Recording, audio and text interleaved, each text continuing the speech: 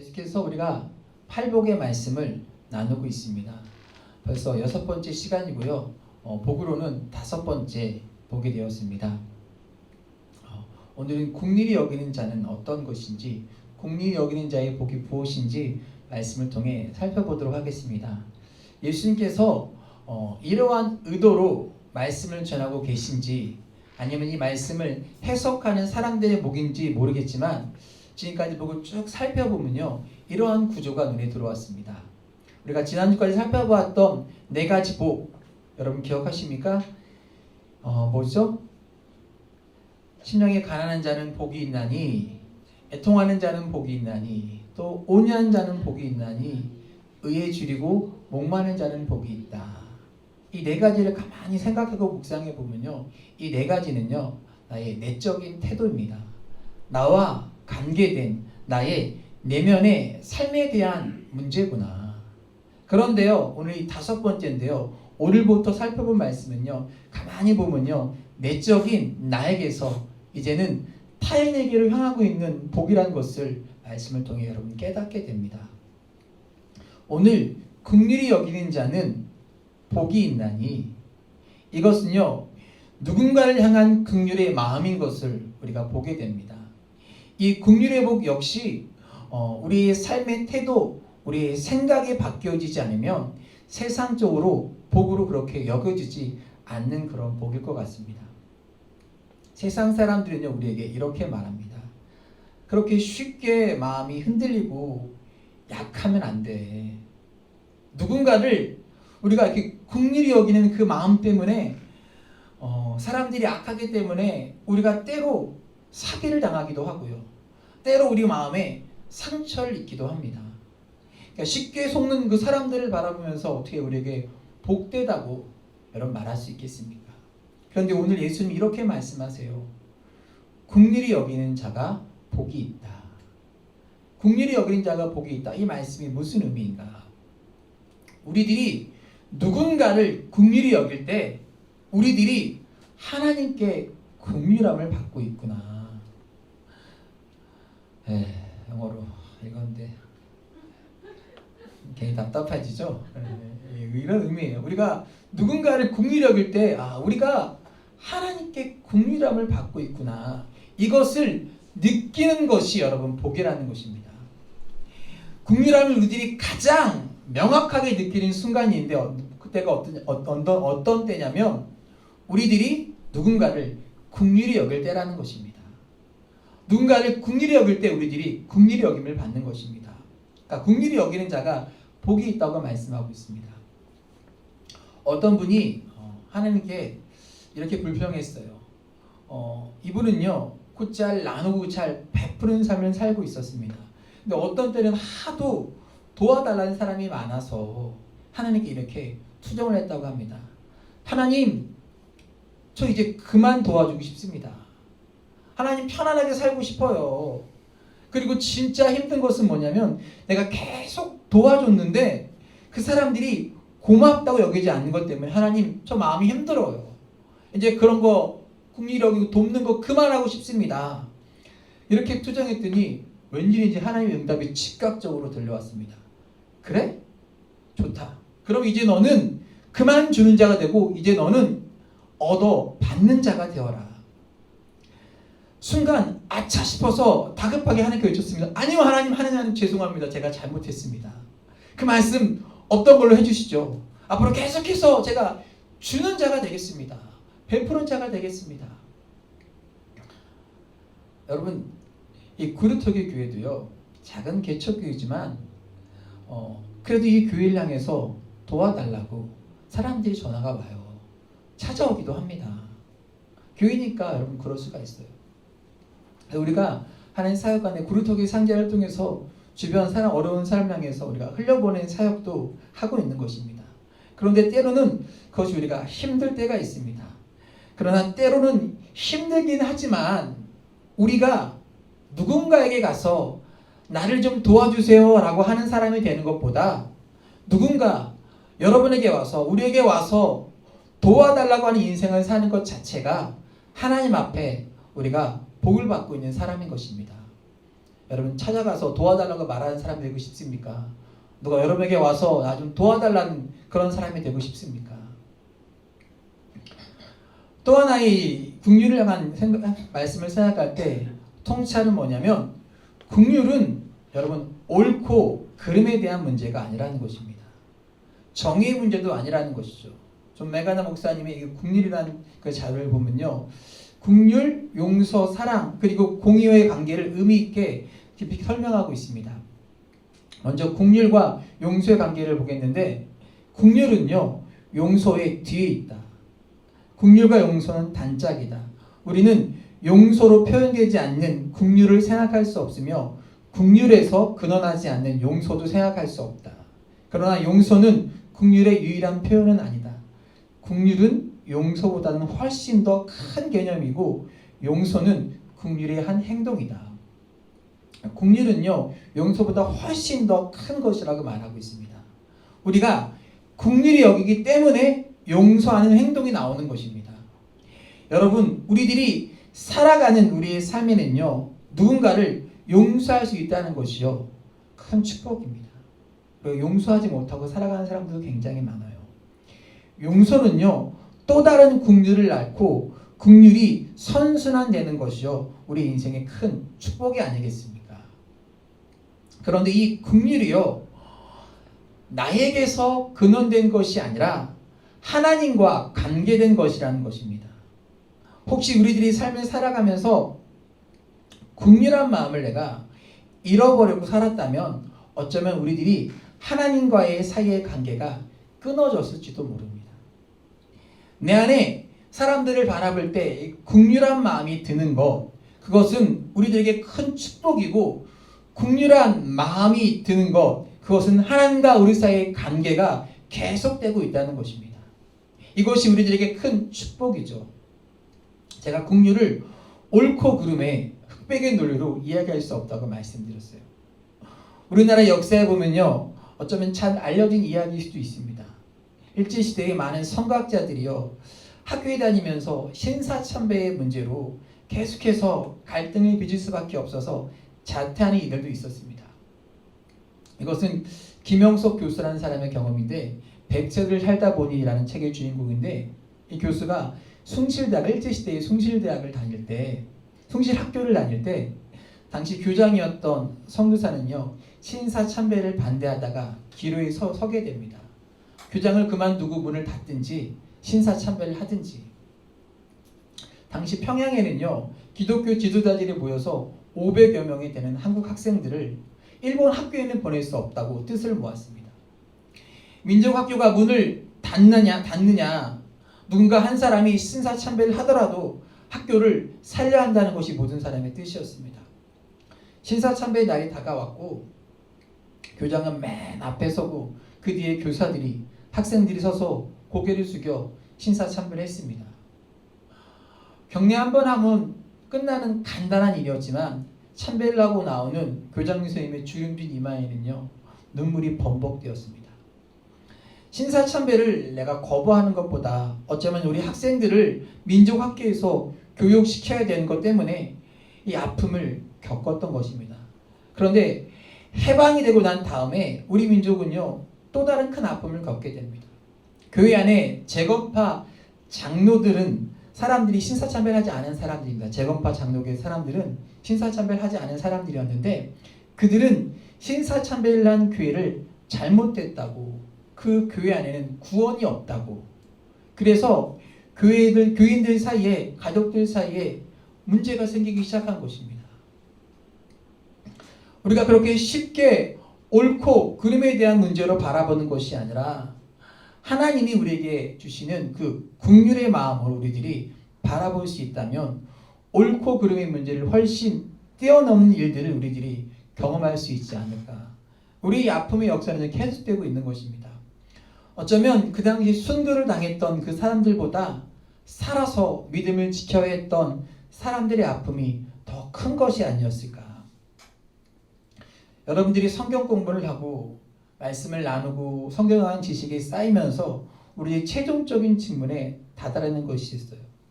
아무리 지식으로 많이 배워도 진짜 말씀으로 사는 것이 무엇입니까? 여러분 진짜 말씀으로 사는 것이 무엇일까요? 많은 믿음의 사람들이 이런 질문을 갖고 의문을 갖고 있습니다. 제가 스스로 답을 해봐요. 그것은 무엇일까? 예수님이라면 어떻게 하셨을까를 생각해 본다면 우리들에게서 그 답이 나오지 않을까 생각합니다. 오늘 제약회사에 다니는 한 집사님의 간증입니다. 함께 일하던 그 부하 직원 중에 하나가 병이 나서 회사에 출근하지 못했다는 소식을 들었습니다. 늘 그렇게 살아왔던 것처럼 안 됐구나, 아프겠다, 그냥 그냥 지나치려고 했는데 갑자기 그 순간 예수님이라면 어떻게 하셨을까? 라는 생각이 머리를 스쳐갔다고 합니다. 근데 그날은 실험실에서 실험도 해야 하고 실험 끝나는 중요한 회의도 열리는 날이었습니다. 근데 예수님이라면 이 아픈 부하 직원을 그냥 지나치지 않았겠다라는 생각이 들었습니다. 그런데 그날 부하 직원을 방문하고 챙기면 문제가 생기는 것이 있었습니다. 그냥 중요한 실험이 있었고 실험을 마치고 또한 중요한 회의가 기다리고 있었습니다. 그런데 계속해서 그 마음속에 예수님이라면 어떻게 하셨을까? 이것이 계속해서 마음에 걸렸어요. 여러분이 이걸 오해하지 말고 들으셔야 되는데, 여러분들이 이 사회에서 사회생활을 하면서 여러분들의 의무를 소홀히 해도 된다, 그런 것이 아니에요. 하나님께서 우리들에게 강하게 물으실 때가 있어요. 강하게 나에게 그런 마음을 주실 때가 있습니다. 그래서 이분이 결심했어요. 내가 불이익을 감수하고서라도 예수님이 원하시는 일을 해야겠다, 그런 생각이 들어서 찾아갔어요. 2시간을 예상하고 갔는데 3시간이 걸렸다고 합니다. 그런데 자신이 예측과는 달리 놀라운 일이 벌어졌어요. 2시간이면 끝나라고 생각했던 그 실험이요, 자신이 돌아오기까지 끝나지 않아서 실험에 참가할 수 있었고요. 실험이 늦어지다 보니까 예정된 회의가 취소되어 버렸어요. 이분에게는 굉장히 광적스러운 일이었습니다. 내가 예수님이라면 어떻게 하셨을까라고 생각하고 행동을 했는데, 예수님께서는 우리가 생각했던 계획대로가 아니라 이런 일을 행하셨습니다. 우리가 예수님이라면 어떻게 하셨을까라는 마음을 가지고 살아갈 때 하나님께서는 우리들에게 격려하시고 내가 틀리지 않았다고 우리에게 축복해 주실 때가 있습니다. 그러나 여러분, 이것이 계속되는 것은 아니에요. 어쩌면 예수님이라면 어떻게 하셨을까, 이 일들이 우리들에게 세상의 축복으로만 돌아오는 것이 아니라 그 일로 인해서 우리들이 고통을 당하고 우리들이 불이익과 어려움을 당할 수도 있는 것입니다. 그런데 우리의 마음에 주시는 그런 국률한 마음을 인해서 예수님이라면 어떻게 하셨을까, 그것이 정말 복되구나 느껴지는 사람만이 긍휼히 여긴 삶을 살 수 있다는 것입니다. 여러분, 긍휼히 여긴다고 하는 것은요, 오늘 말씀에 긍휼히 여긴 자의 복에 대해서 복이 있나니 그들이 긍휼히 여김을 받을 것이며 라고 말씀하고 있는데, 이 문장을 제대로 풀어서 쓰면 2개의 주어가 등장합니다. 너희가 다른 사람을 긍휼히 여기면, 또 다른 하나는요, 하나님께서 너희를 긍휼히 여기실 것이다. 제가 처음에 4가지 복은 마음의 상태였다면 그 다음 4가지는요 우리의 삶으로 나타나는 것인데, 너희들이 긍휼히 여길 때 하나님께서 우리를 긍휼히 여기신다고 말씀하고 있습니다. 요즘 우리가 살고 있는 이 사회를 바라보면서 우리들이 긍휼히 여기는 마음이 없어짐으로 인해서 쉽게 정죄함으로 인해서 우리들이 생명력을 잃어가고 있다고 생각합니다. 굉장히 논란의 여지가 있고 조심스러운 내용인데 여러분들 오해하지 말고 들으셨으면 좋겠습니다.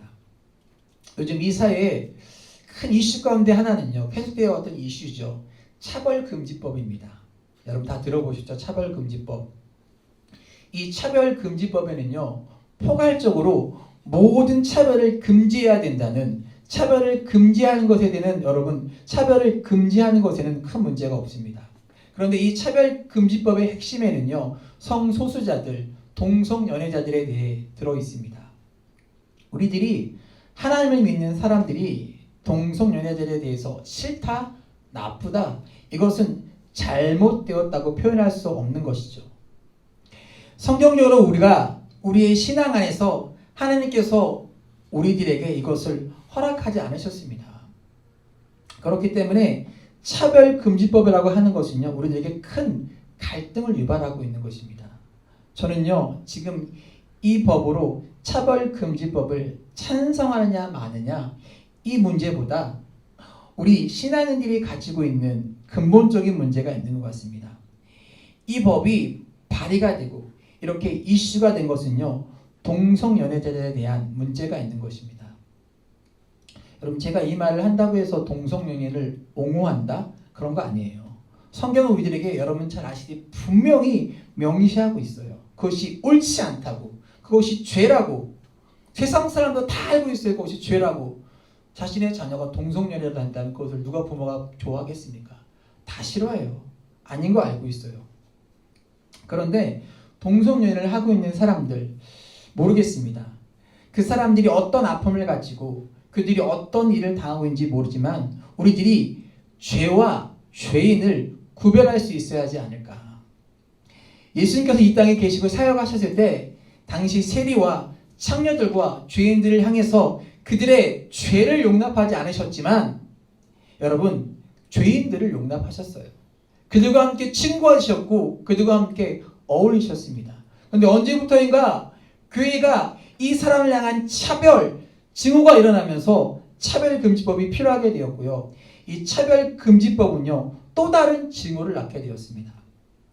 우리들에게 예수님의 마음, 긍휼함이 없어짐을 인해서 내가 옳은 것에 대해서 사람들을 용납하지 못하는 것에 우리 사회에 얼마나 많은 증오들이 만들어내고 있는지 모릅니다. 저는 오늘 이 시대에 이러한 질문을 던져봐요. 오늘 이 시대에 예수님이 계시다면 이렇게 증오하실까? 아니면 죄를 꾸짖으시면서 죄인들을 향해서 용납하는 마음을 가질까? 제가 여러분에게 중요한 규칙을 하나 말씀드려볼까 합니다.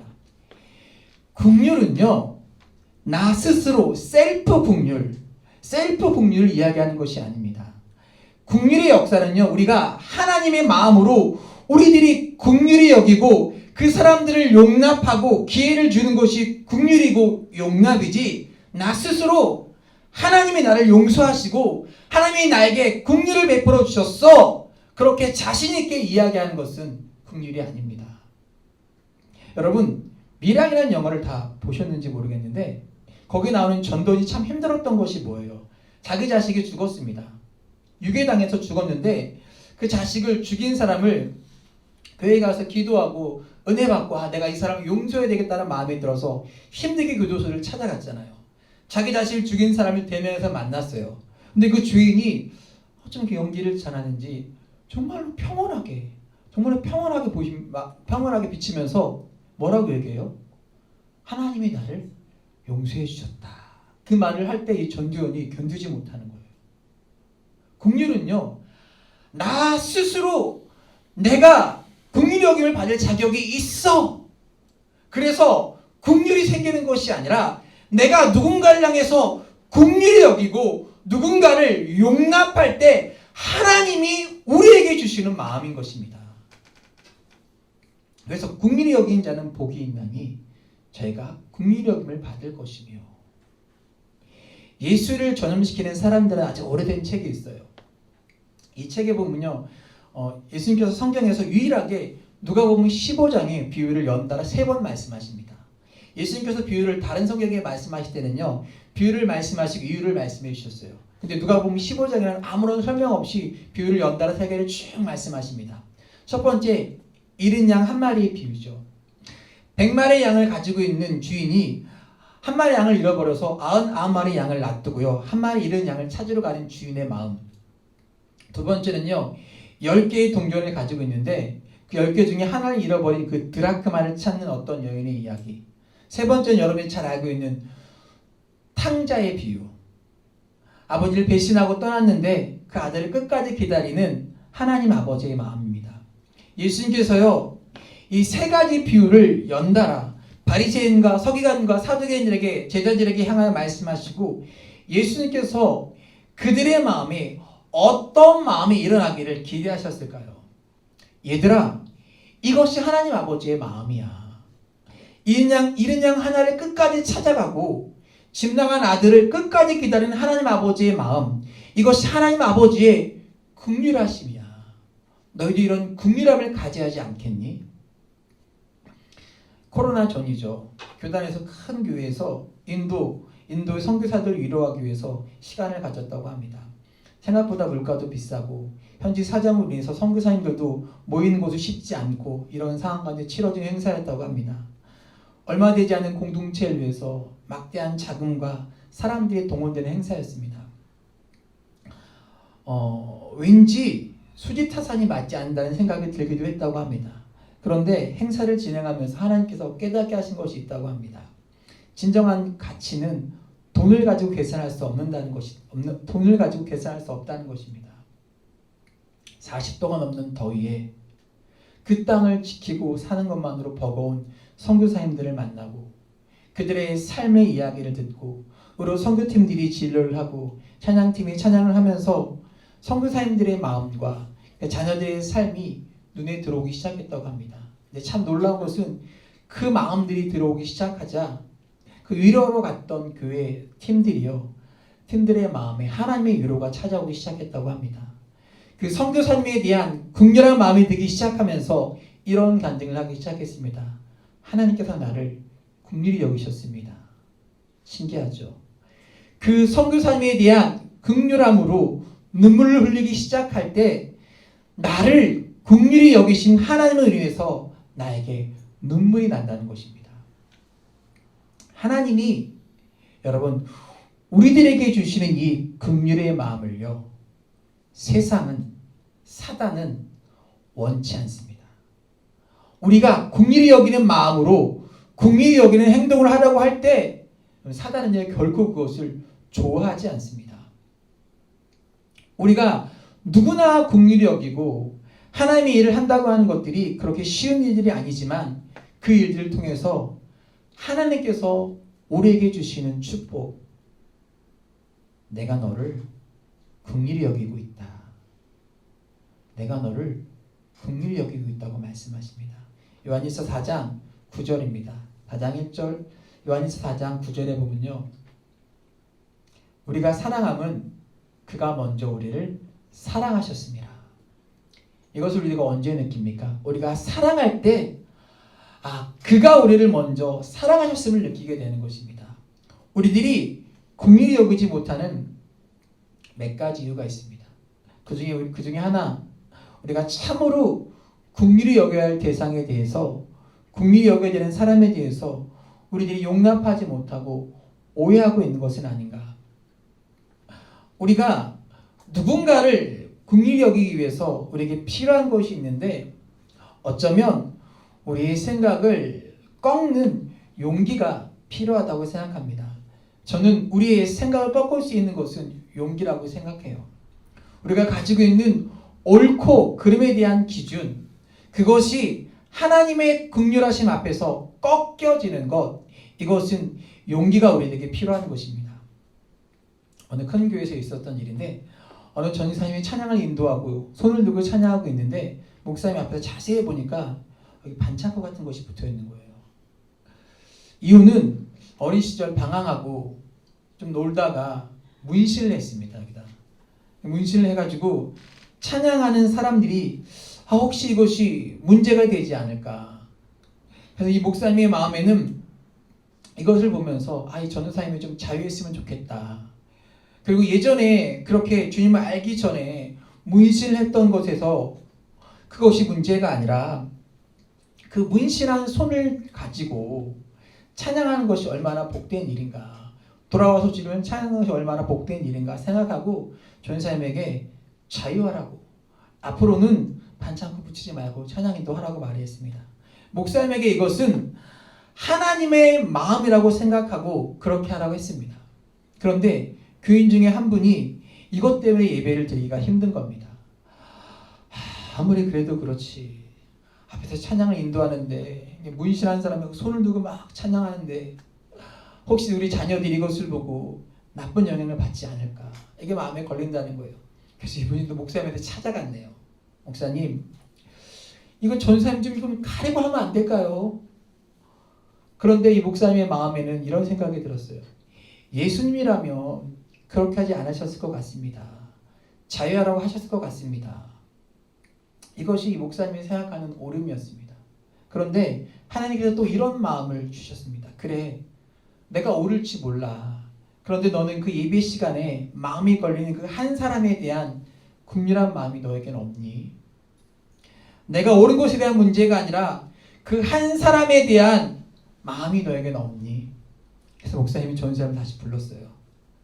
전사님, 미안해. 내가 자유하라고 했는데 이것 때문에 예배하는 사람의 마음이 걸리니 다음 주부터는 이렇게 가려봐. 칠하고 오든지 옷으로 가리든지 잘 가려봐. 목사님에게 그 말을 하는 것도 쉬운 것이 아니었고 사역자의 길을 걷고 있는 사람에게도 쉬운 일이 아니었습니다. 그런데 목사님의 마음에 그래, 내가 옳고 그름에 대한 을 주장하는 것보다 한 영혼과 한 사람에 대한 하나님의 마음이 들어와서 목사의 생각을 꺾는 것도 에게 은혜고 용기겠다. 여러분, 우리들에게 필요한 긍휼의 마음들, 어쩌면 내 뜻을 꺾는 용기겠다는 생각이 듭니다. 우리가 긍휼히 여긴다고 하는 것은요, 때로는 내 뜻을 꺾고 때로는 내 삶을 꺾어야 되는 용기가 필요한 것입니다. 그런데 우리가 누군가를 긍휼히 여길 때 그것이 우리에게 복된 이유가, 누군가를 위해서 긍휼을 베풀 때 하나님이 나를 위해서 긍휼을 베풀어 주셨구나. 그것을 우리들이 깨닫게 되는 것이죠. 그래서 긍휼히 여기는 자는 복이 있나니 저희가 긍휼히 여김을 받을 것이며, 우리가 누군가를 긍휼히 여길 때, 긍휼을 베풀 때 나에게 베풀어 주시는 하나님의 은혜가 깨달아지는 이 축복, 여러분들에게 긍휼히 여기는 복이 임할 수 있기를 주의 이름으로 간절히 축복합니다.